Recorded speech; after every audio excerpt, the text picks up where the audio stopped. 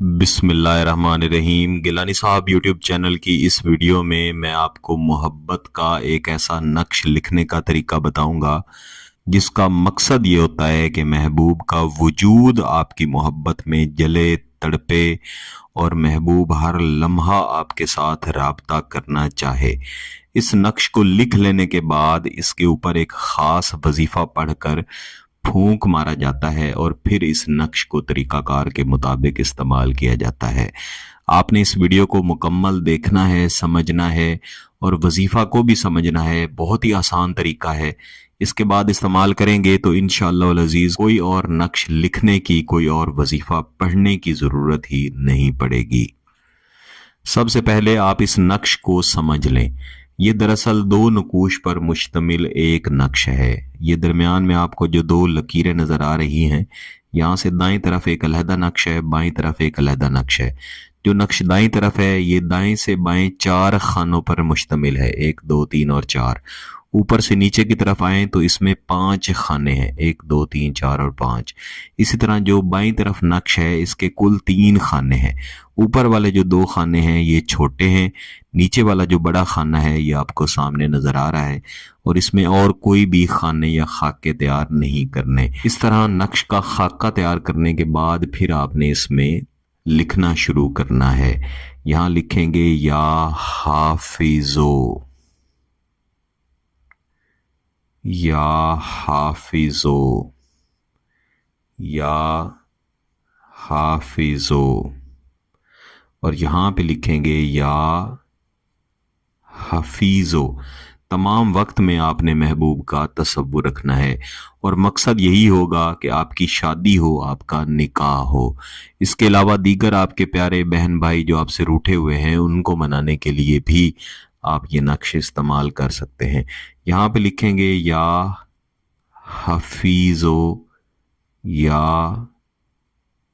حفیظو، یا اللہ، یا اللہ، یا اللہ، یا محمد، یا محمد، یا محمد، یا واسع، یا واسع، یا واسع، یا حفیظو۔ یہ لکھ لینے کے بعد یہاں پہ اعداد لکھیں گے 3 9 7 1 1 0 1 3 1 0 9 اور 3۔ یہ دائیں سائڈ والا نقش مکمل کرنے کے بعد ہم بائیں طرف آ جائیں گے۔ سب سے اوپر والے خانے میں پہلے ہم لکھیں گے لا الہ الا اللہ محمد الرسول اللہ۔ اس کے بعد یہاں پہ یا اللہ، یا اللہ، یا اللہ، اس طرح 4 مرتبہ یا اللہ ہو لکھ لیں گے۔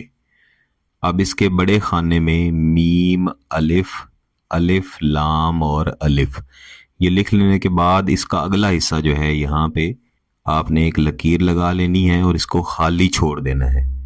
اس کے بعد نیچے ہم یہاں پہ اس لکیر کے نیچے ہو اور ہو یہ 4 بار لکھیں گے، اور اس کے نیچے ہم توئے، توئے اور توئے۔ یہ توئے توئے کا 3 دفعہ لکھا ہوا ایک جوڑا ہے، یہ موکلاتی حروف ہیں، اس کے مطابق ہی آپ نے لکھنا ہے۔ تھوڑے سے فاصلے پہ ہم 9 کا عدد ڈالیں گے، پھر تھوڑے سے فاصلے کے بعد توئے، توئے اور توئے۔ این یہی تحریر جو یہاں پہ لکھی گئی ہے اس کو 1 مرتبہ مزید یہاں پہ دہرا لیں گے۔ اب یہ تحریر نیچے بھی میں نے دہرا لی ہے۔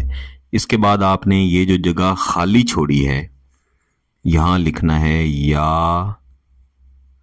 حیو، یا قیومو، یا سمدو۔